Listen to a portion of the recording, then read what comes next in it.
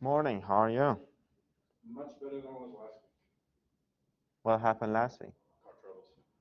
So I wasn't here. You were not here last week? No, I was online. Oh, yeah. Is it all fixed now? Oh, yeah. Okay, that's good.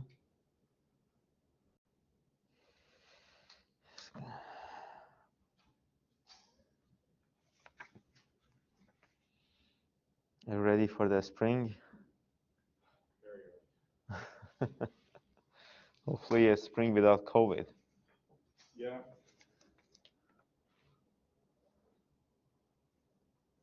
I think I figured out which area I want to do more studies in. I'm not really enjoying structures. I'm just not very good at it. Okay. Much better at fluid flow, vibration, thermo. Fluid flow and vibrations are not very close. But so what do you want to do?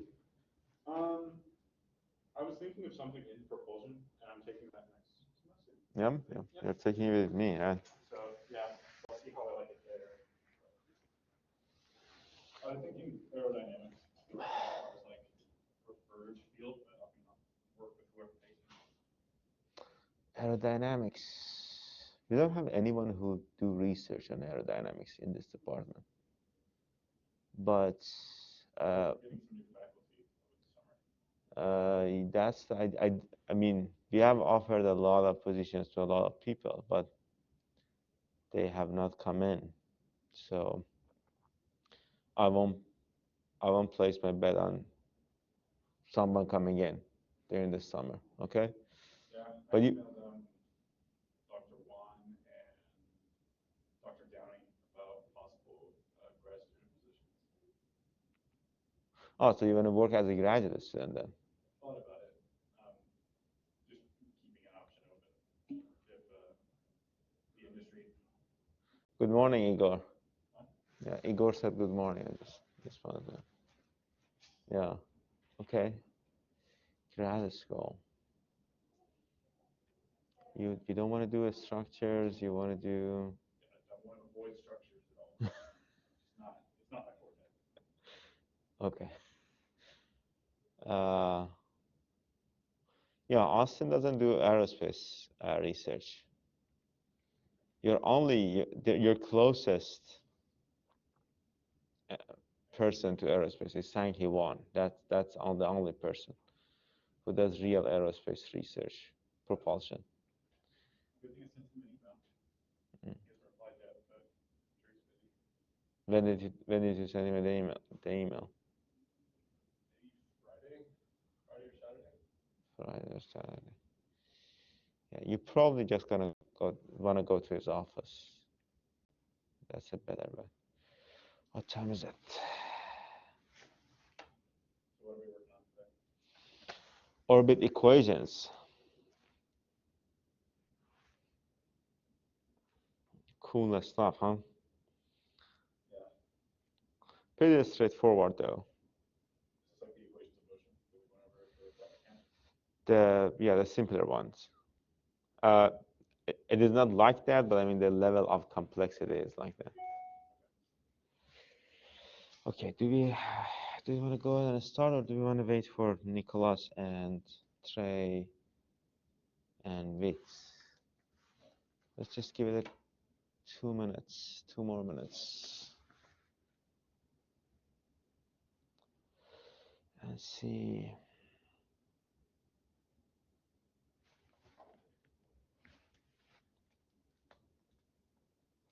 It's 585 again. 5 composites. I feel like all the grad level courses are in that I have to take for my track are in structures or materials related. Because the program was designed by a structures and materials person. So he wasn't a structures person, he was a design person, but potato, right? Same thing. Hey,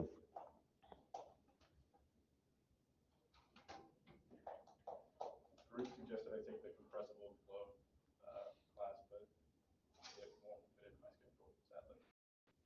It is a, we will do a little bit of compressive fluid flow in propulsion.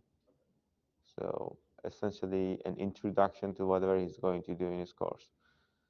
So if you can take that course, have you taken heat transfer? I don't think that's on our curriculum. It is. It is EMC 354. That's you have to take 2 of like 5 courses, something like that. Heat transfer is one of them. Yeah, I'm taking that next spring. Next spring. Who are you taking with? Let me think about it. Don't take it with Cyrus. Take, yeah, take it with Chen Li. Okay. Why? Why shouldn't I take it with Cyrus? What do you think? You have a class with him? I've had a class with him. I love him, but man, don't learn much. Not that. No, I didn't want to imply that he doesn't know what he's doing, but he is not a heat transfer guy. And the reason they gave heat transfer, he was pushed into teaching heat transfer. Okay, you want to learn heat transfer from someone who knows heat transfer. Okay, so Igor here is confirming Chen Li is better than Cyrus for heat transfer. So there you go. Which is actually a lot for Chen Li. That's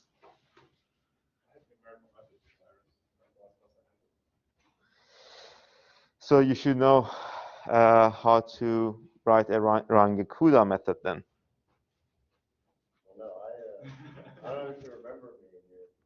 Yeah, you did the energy balance one. I took thermo with Cyrus, and I went to that class. Referencing another thing from thermo. I'm kind of learning this thing. So I dropped your class and retook thermo. You retook thermo. Yeah, so you have had thermo twice. Just so I would have like a good basis. Who did you have it then? I took it with Cyrus again. Okay. So you don't learn. You don't learn much more.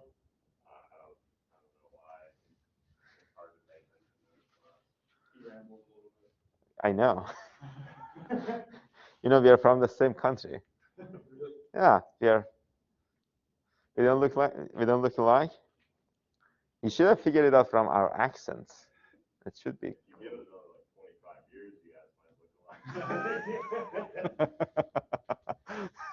I can never pull off that mustache. I wish I can never do that. Yeah, Reynolds is pretty good for that.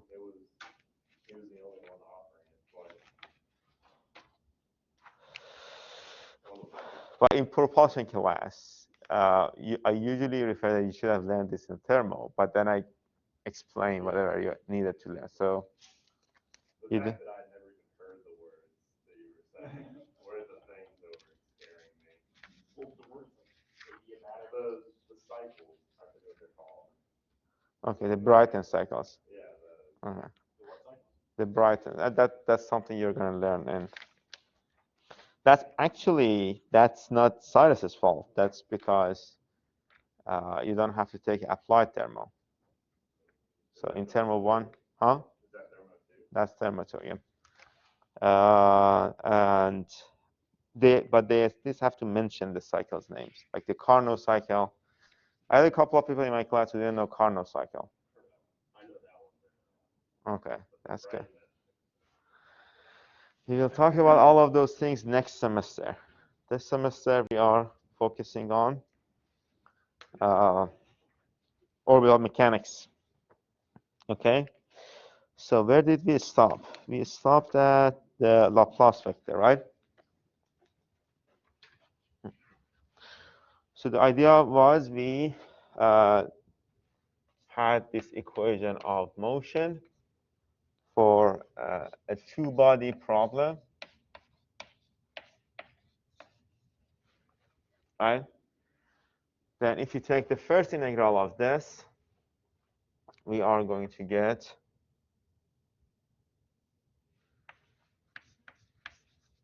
and also the cross product with h, we are going to get r dots multiplied by your angular momentum, mu r divided by r equals to a constant vector.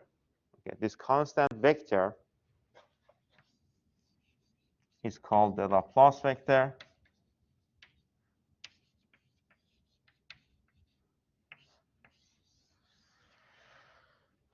I remember when I mentioned this at the end of the previous class, one of you freaked out about, about whether they need to remember the Laplace of taking the Laplace or the Laplace operations from the partial differential equation and equation courses, and the answer is no. So don't worry, right? And we ended up defining and introducing a new vector called the eccentricity vector, is this Laplace vector divided by mu. So if we rewrite this equation using the eccentricity vector, this is what we are going to get. And like simplify it, plus your eccentricity vector equals to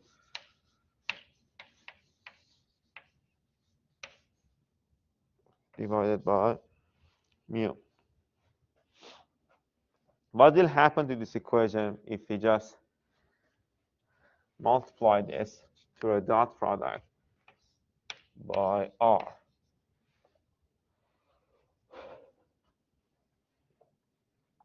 What are we going to get?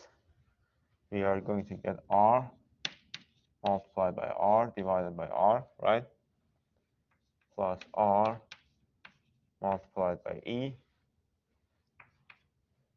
equals to r multiplied by r by h divided by mu.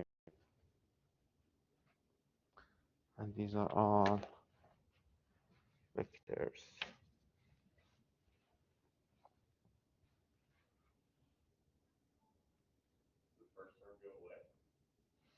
Exactly, the first term will go away. Because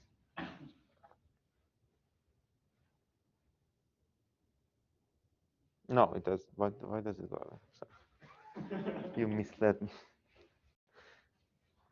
Where is the? It's right here. But we can simplify it. How can we simplify this? R dot r dot r divided by r. That's r, the dot product r, right? So these are two vectors in the same direction with the same value. Solution to this is going to be r squared, right? And then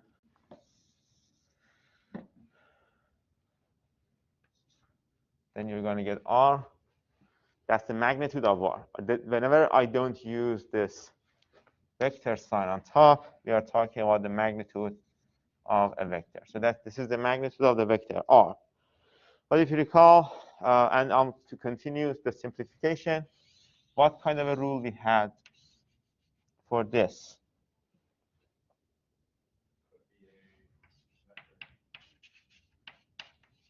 We had this rule, right?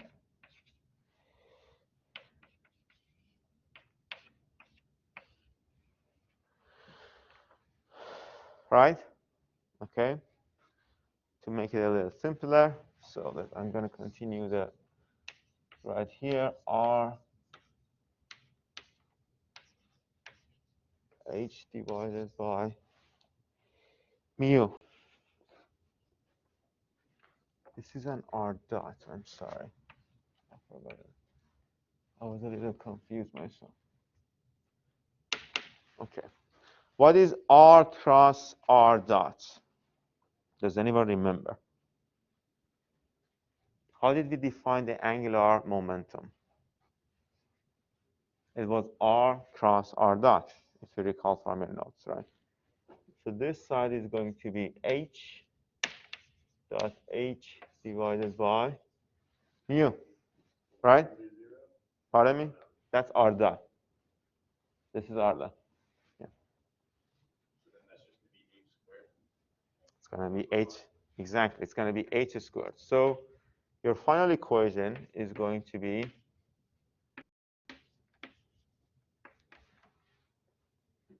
h squared divided by mu. Okay, and we can replace this with r e cosine of the theta. That's the angle between theta and e. Okay. Just before moving on, a couple of definitions. Let's say this is the direction of your eccentricity vector. This line that follows this direction of the eccentricity vector is called the apse line, and the angle between r and the eccentricity vector theta, this is this angle here, is called the true anomaly.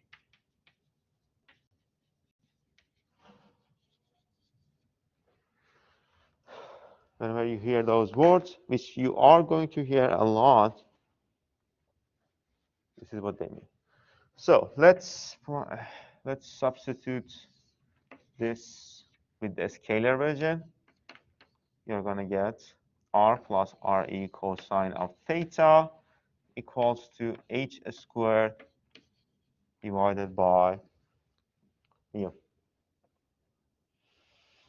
We can rearrange this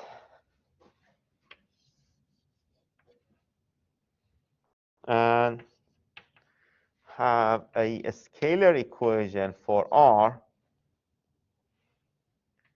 as a function of angular momentum, the magnitude of the angular momentum, mu, the eccentricity vector, and the true anomaly. Okay. This is called the orbit equation.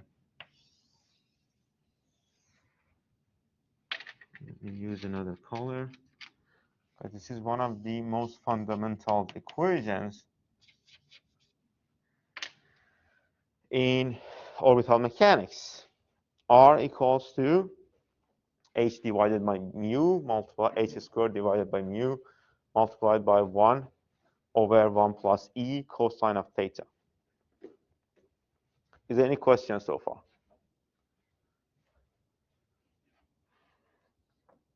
So is this the like one of the building blocks for like orbit mechanics is like that? Yes. For a two-body problem. So like one body. So the rotation, the orbiting of one body around another one, right? Which is essentially, this equation is the equation we use for the, I guess, to give us a very good approximation of the movement of satellites around Earth and the movements of satellites around any other planet or a star with a gravitational pull. It is the scalar, but it is so. Why? Okay, that's a very good point you brought up. This is a scalar equation, right? The only thing here that points to the fact that the direction is important to us is theta. So we are taking care of the direction with theta, right? That's the angle between your eccentricity vector and r, right? Why do you think we could come up with this equation? With the simpler equation? Why do you think you don't have to give me any mathematical equations and mathematical proofs? But there was one point that I brought up in the previous lecture this is a direct conclusion. The simple form of the equation is a direct conclusion of that point.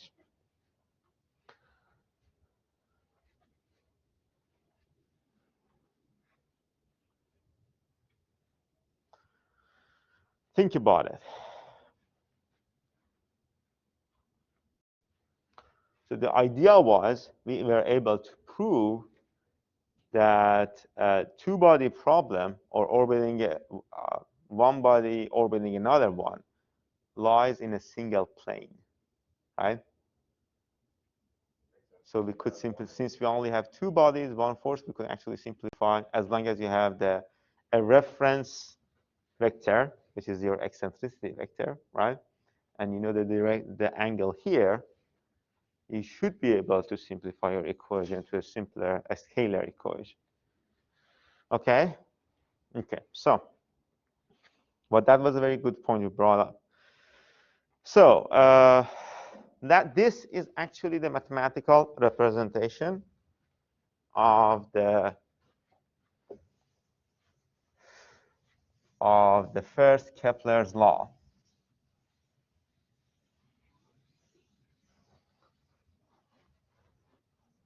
So, mathematical representation of the first Kepler's law. Let me put it up here. Well, who can tell me what was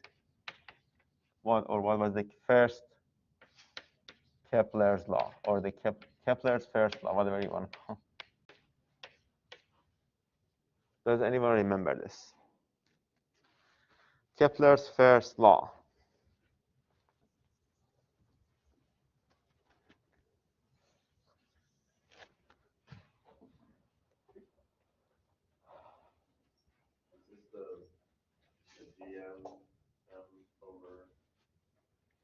That's the Newton's gravitational law, right? Kepler's first law tells us that we haven't talked about it, so I was asking if someone knew it from before. Kepler's first law tells us that the planets orbit around the sun in an elliptical pattern, right? This equation, we're going to see that later on. We're going to prove this, that this equation is essentially telling us that this two-body problem, that's essentially planets orbiting around the sun, is a two-body problem as well, right? Follows an elliptical pattern. Okay. Does that mean vector R changes magnitude with angle theta? That's the idea, right? Shouldn't it though? The only thing that is constant here is, I mean, everything else is constant here except for theta, right? Theta changes, your R is going to change, right? Okay, and let me just give you some more definitions, and then we're going to talk about this orbital equation, orbit equation a little bit more. So let's go back to this M1, M2. We talked about the apse line and the eccentricity vector. So apse line. Okay.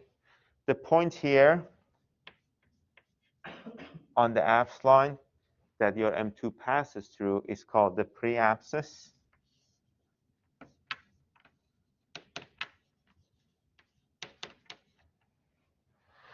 Okay.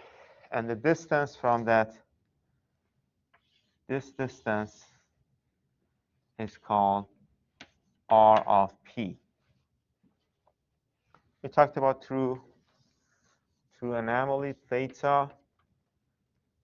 Let's say this is your trajectory, something like this. This is a top view of this orbital plane, right? We have VR, we have the that's the radial velocity. This is the azimuthal velocity. Or I usually call it perpendicular velocity because it is easier for me to pronounce perpendicular, but it is usually called the azimuthal velocity. Let's actually try azimuthal. And actually, we are going to have r dot as a total velocity in one direction as well. The angle, your azimuthal velocity, makes with the velocity vector gamma is called the flight path angle.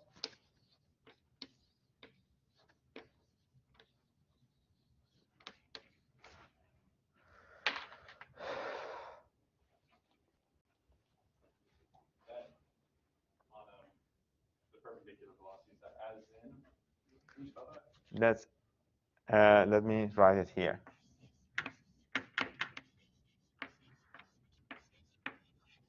That's Azimuthal, azimuthal.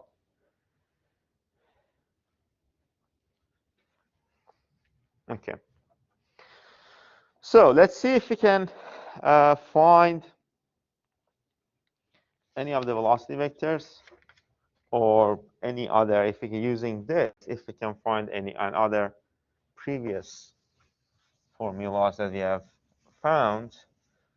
Let's see if we can get more insights into the two-body problem, the orbital equation and the two-body problem. I'm not going to go through the proof of these equations, but some of these we already know, right? The azimuthal velocity is going to be r theta dot, the rate of change of true anomaly, right? That's essentially the same as r omega. Rate of change of true anomaly, theta, right? And we were able to show that your angular momentum is equals to r multiplied by your azimuthal velocity, okay, in the previous lecture, which essentially means that we can find the angular velocity as a function of r and theta dot, r squared theta dot.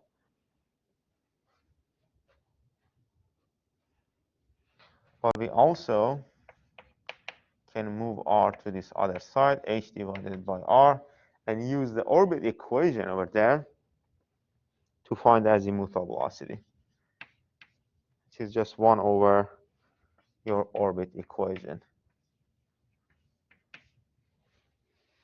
Okay. Do you have any questions so far? Pretty straightforward analysis. VR is actually equal to r dot. That's the magnitude of VR, which is equals to dr dt. We calculate r using the orbit equation. So dh squared, 1 divided by e cosine of theta. And you have a bonus point here. Take this derivative and give me this final value for VR. Mu divided by h sine of theta. So bonus gets from here to here. That's it. Okay. So based on these formulations, VR and the radial velocity and the azimuthal velocity,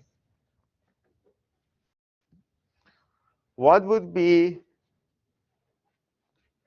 each of those velocities when we are passing through the apse line or when we are at the preapsis?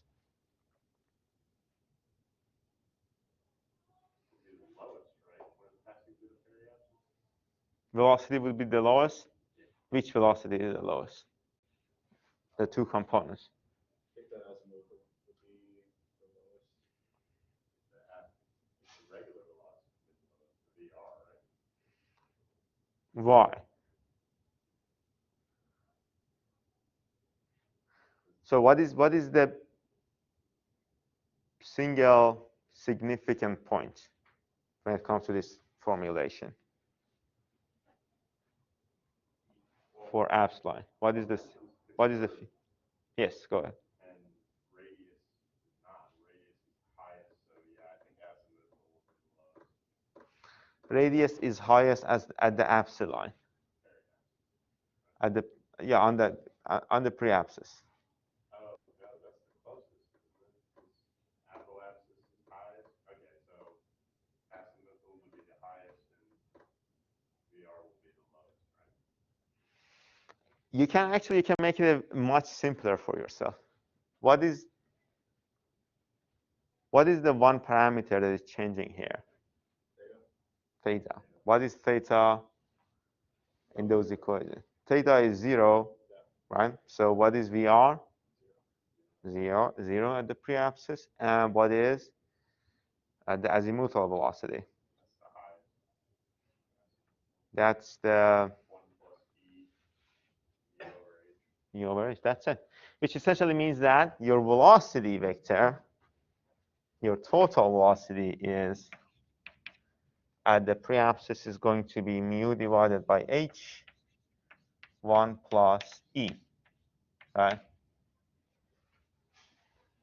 Just to clarify, the azimuthal velocity, is that perpendicular or tangent to the flight path? It's perpendicular to the position vector.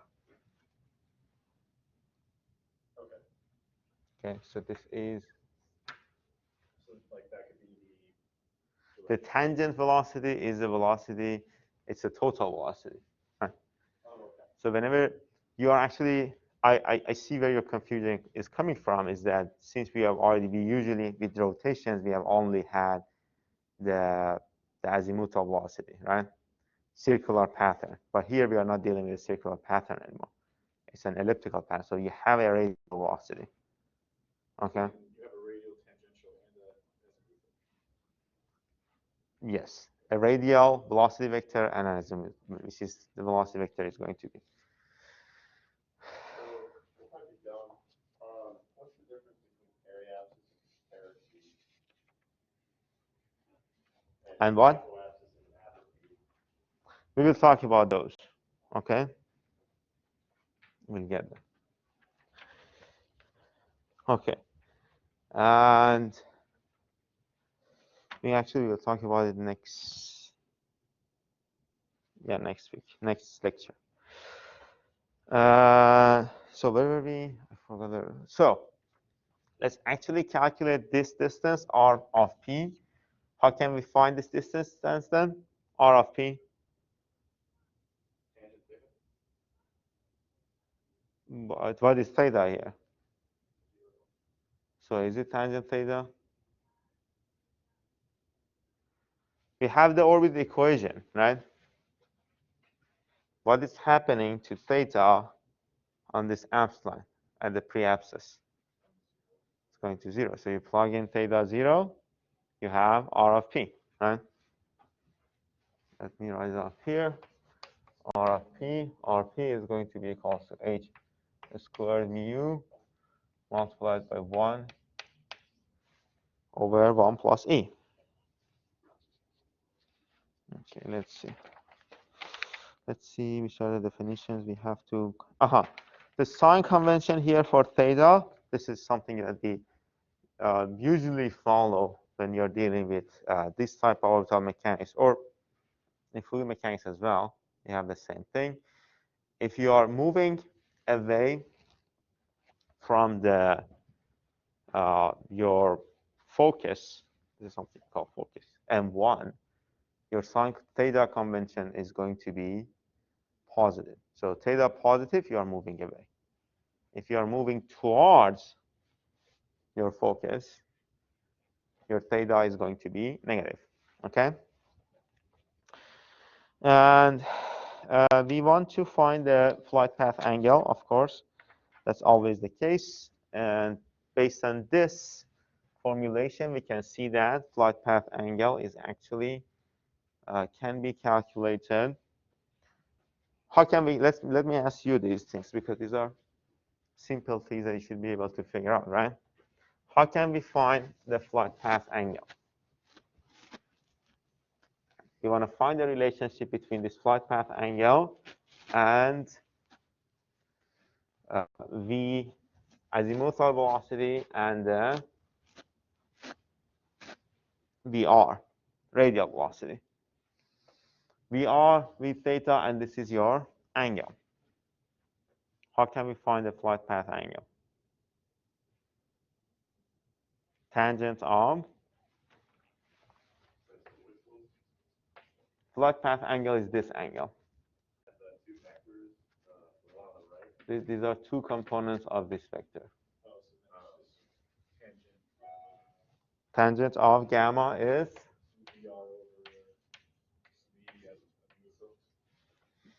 VR v azimuthal. Yeah. Which essentially, if you plug in the equations we have, we are going to have mu divided by h e sine of theta, and over there we have mu divided by h 1 plus e cosine of theta. Mu divided by h cancel out.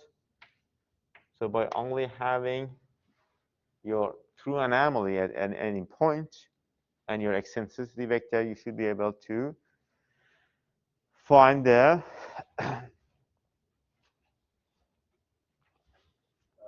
flight path angle. Yeah, thank you. Flight path angle in that location. Yes. The event where the center mass is not centered in the ellipse, these equations still apply. Center of mass is not centered in the ellipse. M1 is not on the center of the ellipse. You talked about the mass is irregular. It's like instead of it being a circular planet, it's like Is that what you were saying? No, I meant like. No, I think I got it right. If there's like an ellipse and the M1 is not in the It center. is not in the center. Okay, that makes sense. That's we are not making the assumption that M1 is one of the focus points of an ellipse. We have two focus points, and if you recall from mathematics, yeah, we have two focus points. Yeah, we are actually going to talk about this. So the first, after this, the first simplification we are going to make is to find the circular orbits, which is a special type of like general orbits. Circular orbits, you're going to have M1 at the center. So if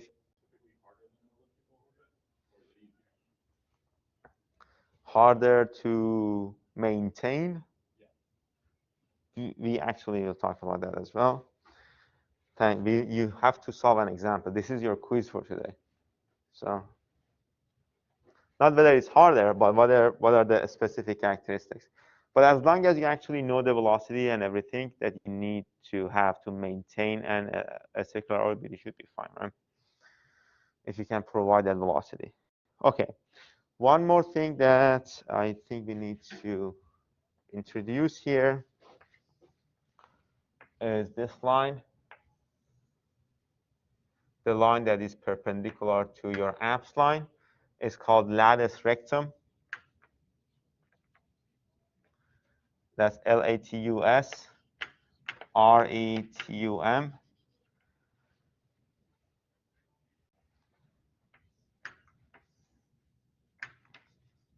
And half of this lattice rectum is called P, which stands for parameter of the orbit. A lot of names. Parameter of the orbit.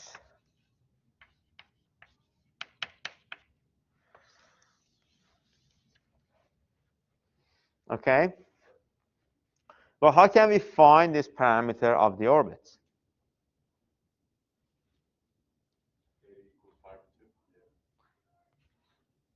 Theta is equals to pi. Yeah, theta is equals to, I'm sorry. Theta is equals to pi over 2. So you plug theta equals to pi over 2 here, or negative pi over 2 for that matter. Shouldn't matter. Like, your result is going to be 0, which means that your P is h squared divided by mu.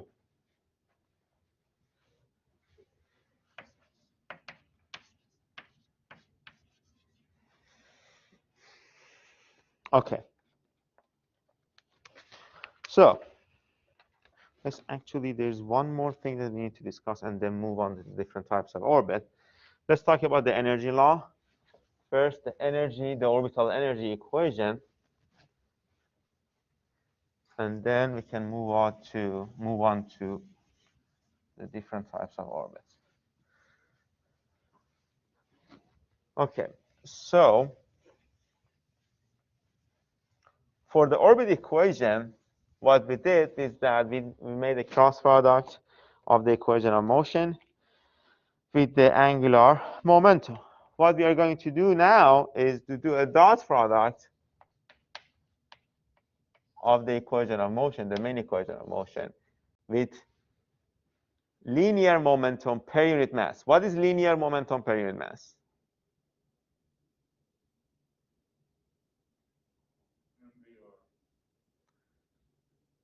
No, linear momentum per unit mass. Per unit mass. Linear momentum is mv, right? What is linear momentum per unit mass? Just v, or r dot. So we have this orbit equation of motion, mu divided by r cubed, right? There's also a negative sign, r.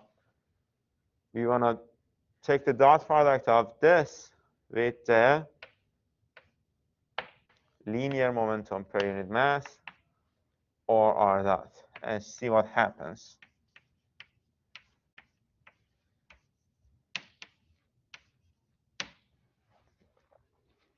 Okay. There's also a bonus point for you hidden here.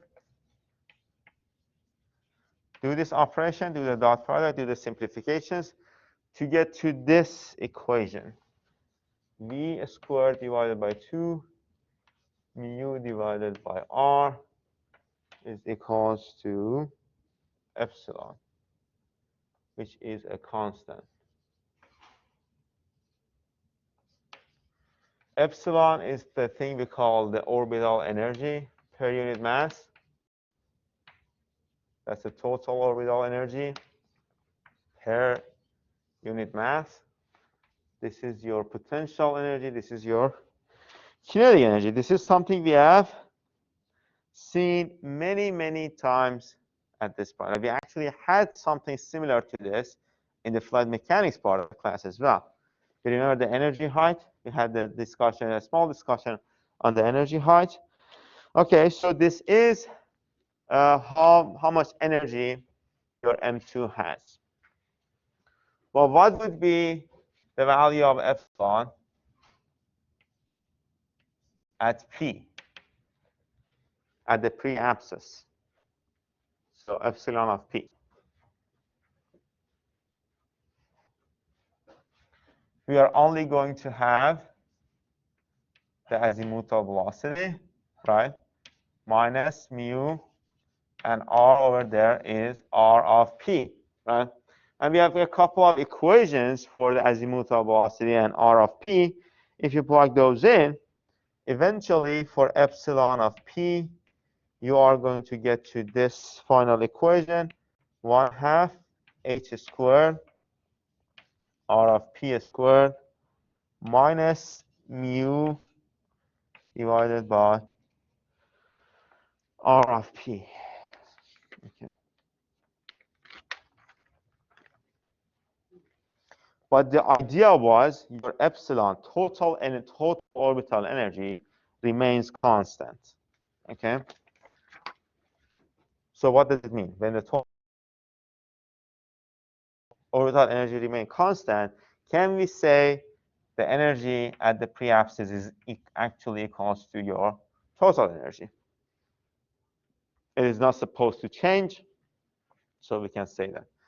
And that's the energy per unit mass. If you want to calculate the total energy, you just have to multiply this small epsilon by your mass to get the total energy, total orbital energy. Is there any question so far? We have another form of this equation in the book as well. That's just playing with that equation will get you there, will get you here. 1 minus E squared.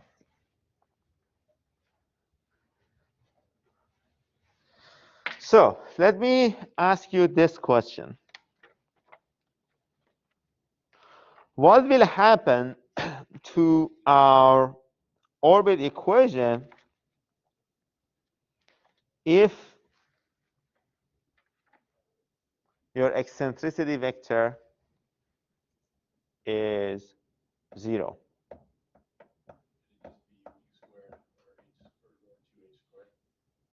No, I'm talking about the orbit equation, not the orbital energy, the orbit equation. It's going to be h squared over mu, right?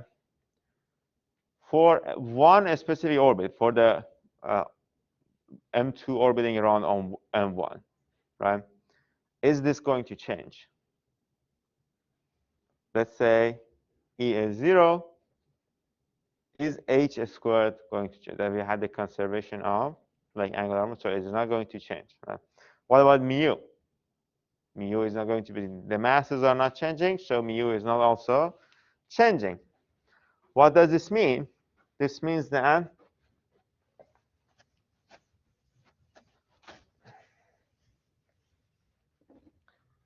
if your eccentricity is 0, your r is h squared divided by mu is constant, right? What does a constant r mean? Circular orbit. Circular orbit, that's it. What's that? You got a half a second faster. That's why he gets the bonus point. No, there wasn't any bonus point. I'm sorry, man. Okay. So for a circular orbit, we can actually calculate the velocity of the circular orbit as, okay, what is the radial velocity here?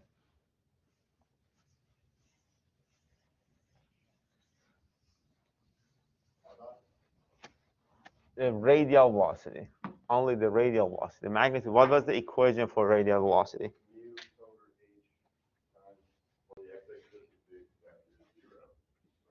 So VR is 0, right? So our velocity here is actually equals to the azimuthal velocity. And what was the azimuthal velocity? Based on the equation.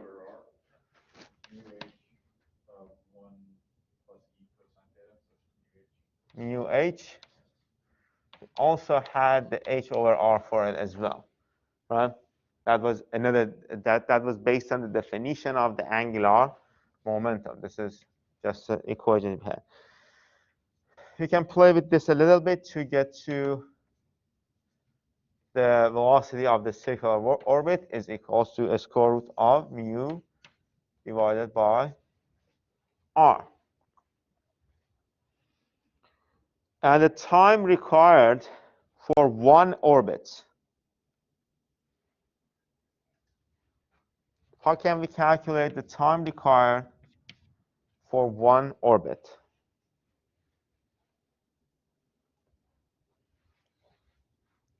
Circumference divided by v circular. That's it, circumference divided by speed. What is the circumference here? 2 pi r.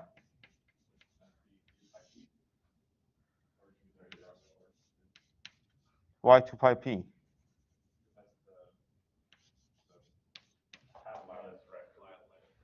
But I mean, every lattice rectum here is going to be equals to r, right? E is 0, right? So all of this, you just want to be consistent. If you're using r here, you want to use r here as well, right? Just to make sure not to confuse yourself. And what can we say about the energy of the circular orbit? It is always constant, right? What is the value of energy? Go back. What is the equation for energy? What was the equation for energy we had? It was, yeah. The final formula for energy we had. It was h squared, 1/2 h squared, mu squared, h squared, right? Did you write that down? Okay, negative 1/2, right? Mu squared, h.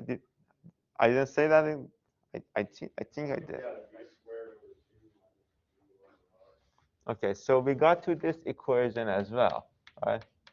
1/2 mu squared h squared 1 minus 1 plus 1 minus e squared, right? Yeah, I had that for This was the last one, epsilon. epsilon p. But the idea is epsilon is constant, so epsilon p is equals to epsilon. So what does this mean for the energy of the circular orbit then? 1/2 mu e is 0, 1/2 mu squared h squared, right? Eccentricity vector is 0. This is usually the case.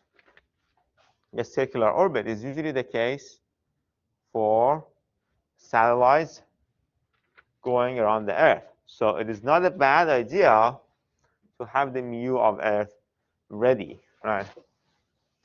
Just to calculate the mu of Earth. How did we calculate mu? Mu in general, if you recall, was g multiplied by m plus m, right?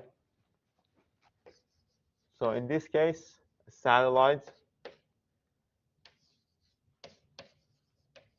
Earth is going to be m plus m satellite. Mass of a satellite is very much smaller than the mass of the Earth. So we can just use mass of the Earth for it. And this is, and get one number, right? Mass of the Earth for mu of Earth. And that number is 398,600 kilometers cubed per square second. This is a very famous number, mu of Earth, which essentially means that all of these equations for a circular orbit, we can derive these equations for a satellite orbit. So let's have an example here. We want to plot the speed v and period t of a satellite in a circular LEO. Who can see what LEO stands for? Low Earth orbit, right? Yeah. Thank you. That was very fast. Just wanted to be the first, right?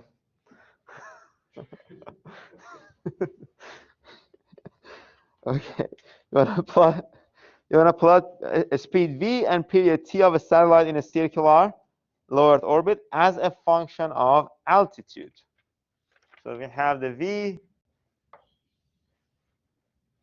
and we have the t here. All right.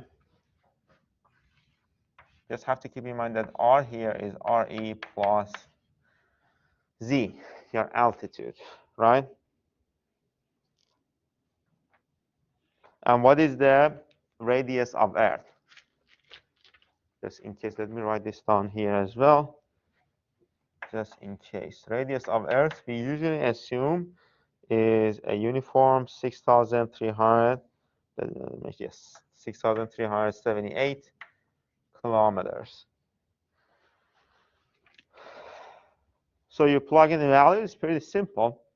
Just plug in the values and get the changes. But let me ask you one thing. How do you think this will look like, the trend? As you increase the altitude, how would the line plot look like?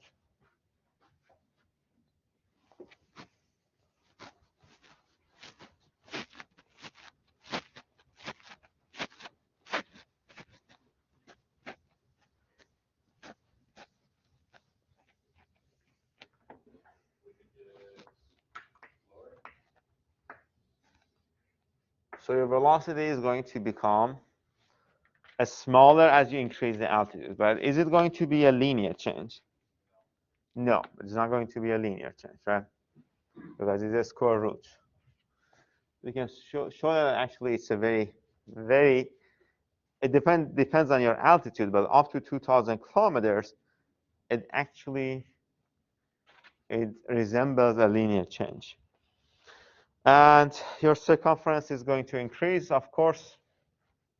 It is not a linear increase as well, but since you're at, I mean, up to 2 kilometers, up to whatever kilometers,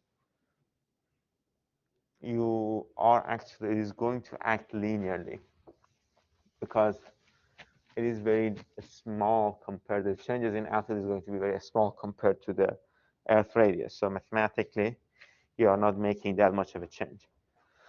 Okay, so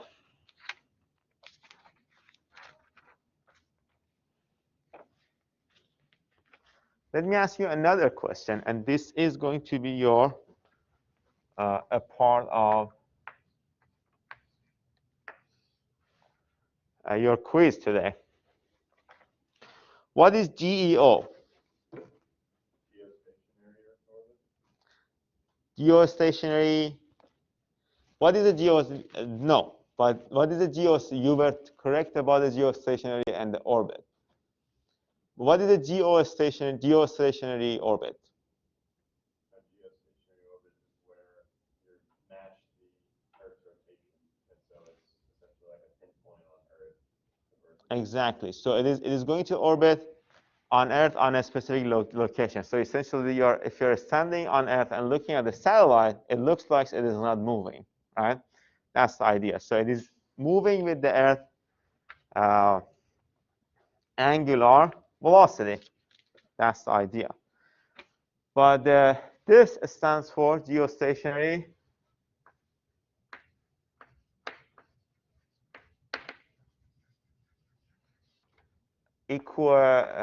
equatorial, so passes through equator orbits. And the angular velocity, this is the first part of the quiz. What should be the angular velocity? What is the value of the angular velocity of a satellite in GEO?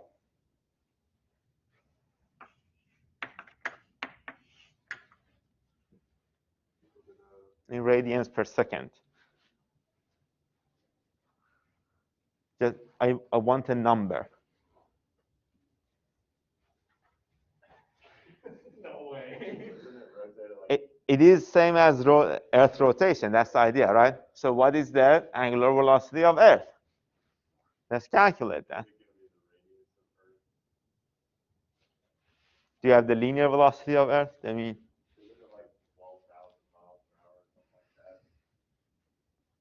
miles an hour, miles per hour is not angular velocity. It's not the unit for angular velocity, is it? No. No, I want you to calculate this. I don't want you to tell me off the top of your head.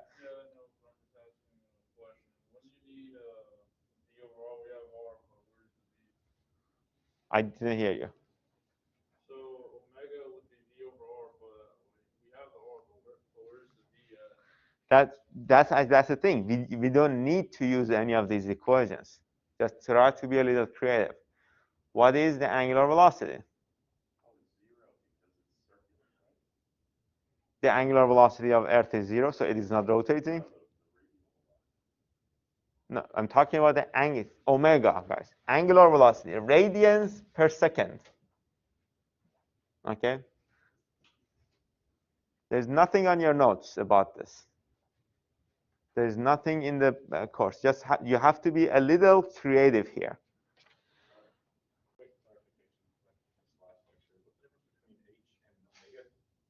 H is the angular momentum.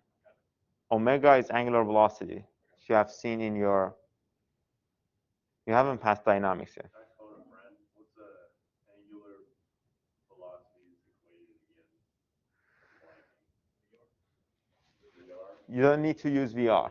The only thing you really need to know here is the units for angular velocity is radians per second or degrees per second. Right?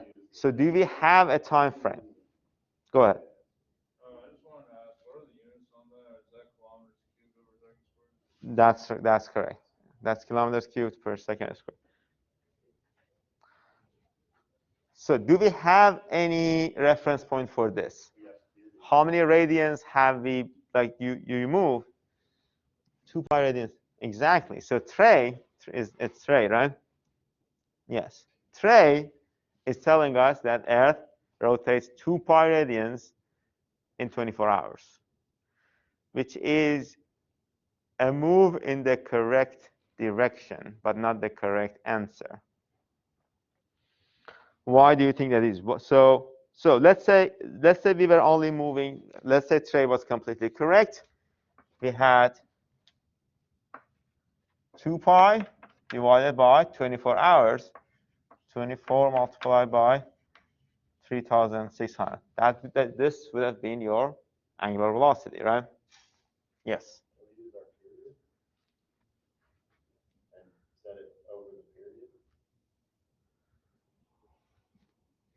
How would you want to use that?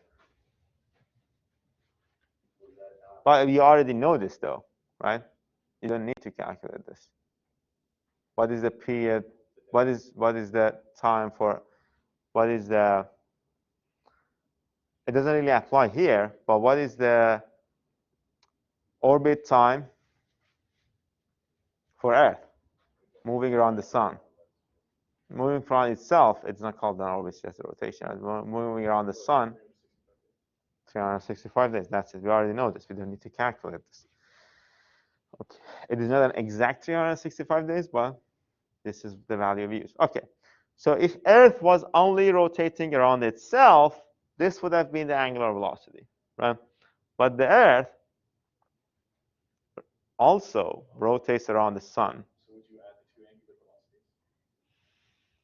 angular velocities? So you would add the two angular velocities during a day. How much Earth rotates around the sun during one day?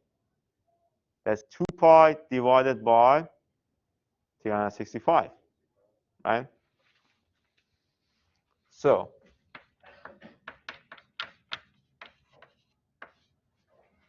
that's it. You have your Earth angular velocity. That's actually 300. To be exact, it is 365.52.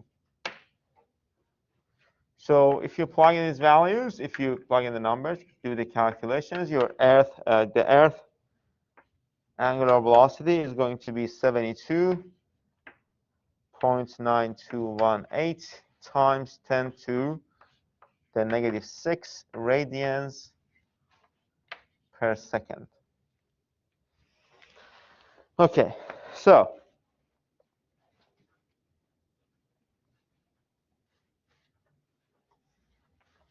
we have 15 minutes, right? And this is a quiz, but since I think we are all present today, so what you're going to do is to give me the answer for the problem that I'm going to propose here. We want to find the altitude and the speed of a geostationary satellite that is doing a geostationary equatorial orbits. Okay, we want to find the altitude and the velocity. How do you find the velocity? Angular or? We already have the angular velocity, right? Yeah, that's the angular. We don't have the r, right? We want to calculate the r. That's the radius of Earth, right? We want to find the altitude for a satellite that can maintain this condition, geostation, that can maintain that omega. Okay? We want to find that altitude. That's the idea, yes. So let's call it VGEO. Your VGEO is going to be equal to square root of mu r GEO, right? And what can you say about that omega of GEO as it relates to R and V? Is R of GEO multiplied by? That's what Neil said, right? That's V divided by R, sorry. Omega is your VGO divided by R, right? That was my mistake. Right? V equals to R omega, and then,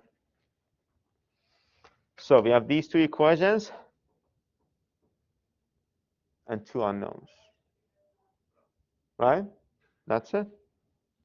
Just, we can actually, what we can do is say R or, yeah, RGO is equals to, or let's do VGO. VGO is equals to R GEO omega, right? And put it here.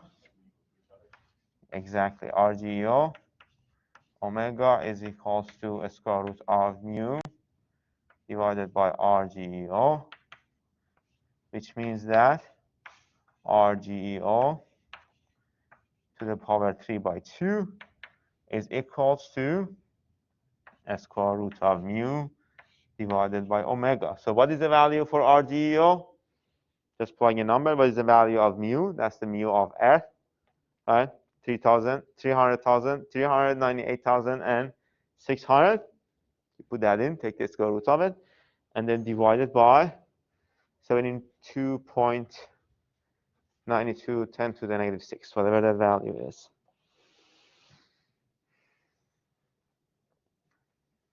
Let's see what, I think the only one who's doing the calculation is Lawson. So let's see what Lawson finds. And you are going to get a bonus point. You are so excited about giving us the correct answer. 8,657,574. 8 million. It shouldn't be 8, so 8 million kilometers. That's way too much. So it's just the square root of mu over omega, right? Over omega, that's it. But we also, this part is, there's a 3 by 2 here as well. 3 to the other side, yeah.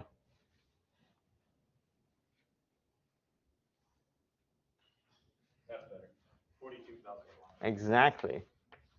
So R of GEO is going to be 42,000. We'll give you 164 kilometers. So what is VGEO then? To find VGEO, you just have to multiply this R by omega, right? What is the value you're going to get? That's, let me tell you that that's 3.05 kilometers per second. Okay. But we have calculated R of GEO and V of GEO. Something to keep in mind is that you were asked to find the altitude. How do we find the altitude here? That's it. You just subtract it from the radius of the Earth. You have, you have the altitude, which is going to be 35,786 kilometers or 22,000 miles. What altitude? Wasn't there a specific altitude that was from the center of the Earth? That's the idea. That's the altitude we are calculating. The specific altitude from the center of the Earth to maintain this geostationary equatorial orbit. I was trying to remember what it's called, the altitude from the center of the Earth. There was like 3 altitudes. As far as I know, I mean, it's called the geostationary altitude.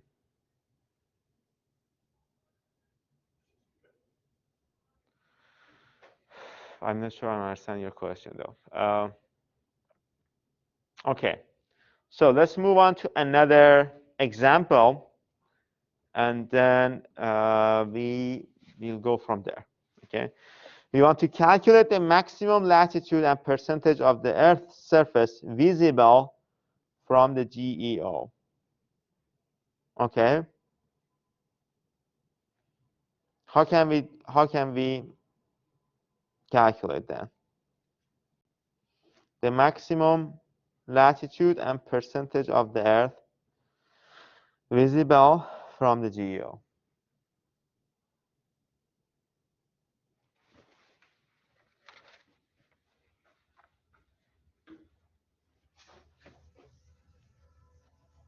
So basically, how much of the Earth can you see from the? That's the idea. That's the question.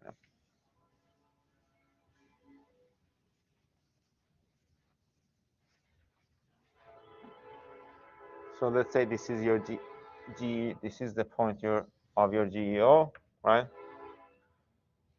We want to find this angle. We have R of E here, right? And this is going to be your RGEO.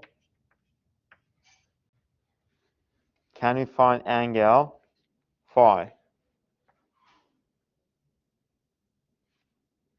It says the angle phi is only one part of it. Just have to multiply by 2. How can we find angle phi? This is actually a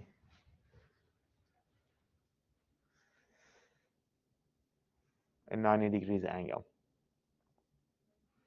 What is cosine of this phi?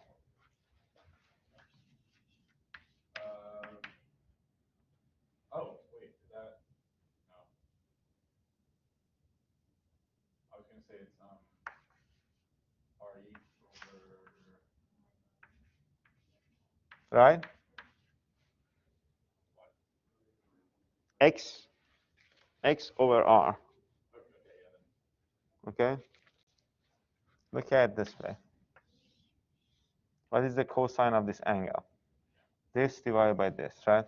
I think since the triangle somehow, I just a little confused. Yeah, the triangle has moved it, and my drawing is not the best drawing in the world, so if you plug in these values, your phi is going to be 81.3 degrees. That's the maximum north and south latitude. North latitude, south latitude. Okay, let's call it phi of south, phi of north. But how can we calculate the area covered by this phi?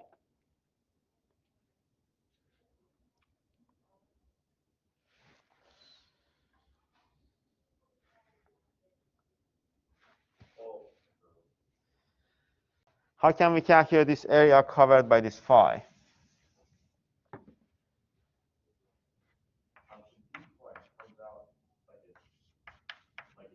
it not be just like a slice of Earth?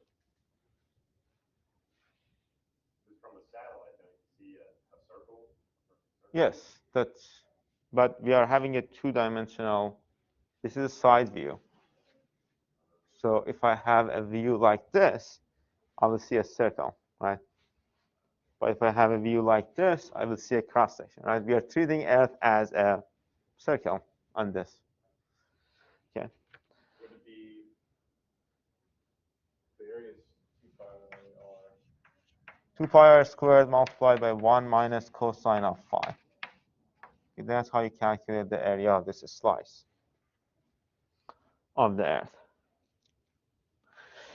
Okay, so let's actually begin the talk of the next section, and then we are going to continue this discussion in the next lecture. What was the main orbit equation? H squared over u, and 1 over 1 plus cosine theta.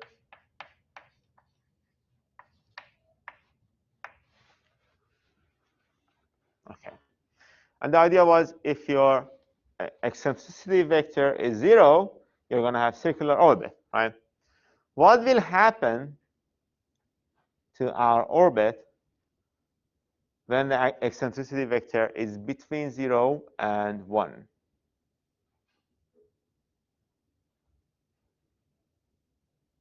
So it is not 0, it is not 1, it is larger than 0, but it's smaller than 1.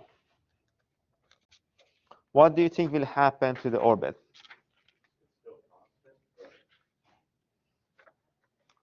How is it constant, though? Your R is not going to be constant.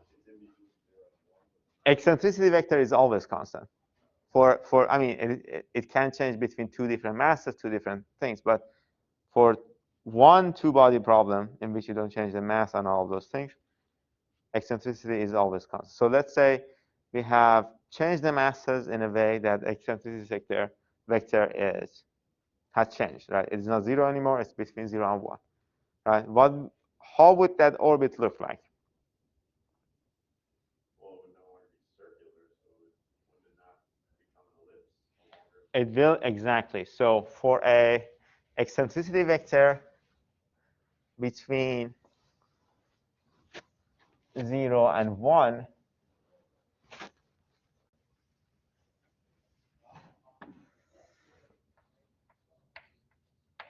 we are going to have an elliptical orbit. And this will be the discussion for the next lecture. But we also, in the next lecture, we are also going to discuss eccentricity vector of 1 and eccentricity vectors larger than 1. Okay. But let's talk about them a little bit before we have like a couple of minutes. And I want to see if you can have any opinions on what is going to happen to the orbit equation if your eccentricity vector is 1 or larger than 1.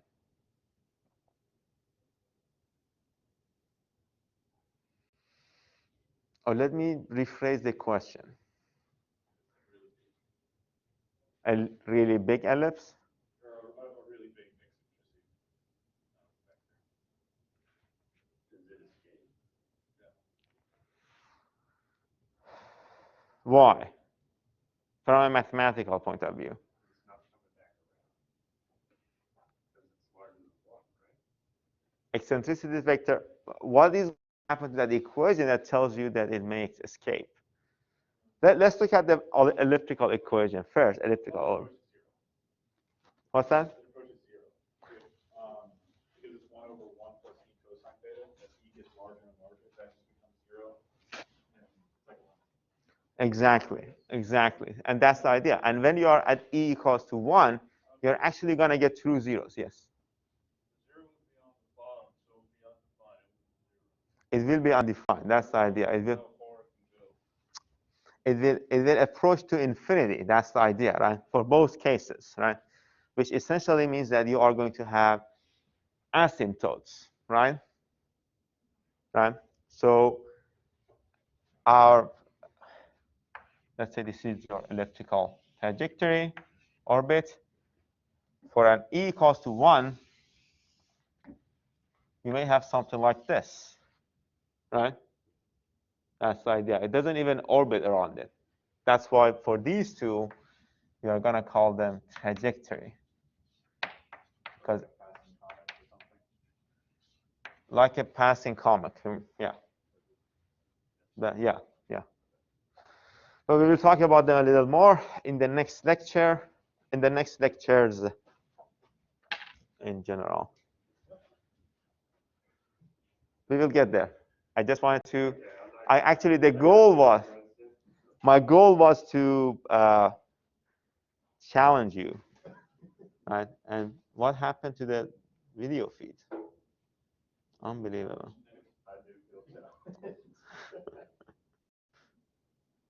Okay, that's it for today. Has he froze for anyone yet? Yeah, for whatever reason, the video feed froze. Sorry about this.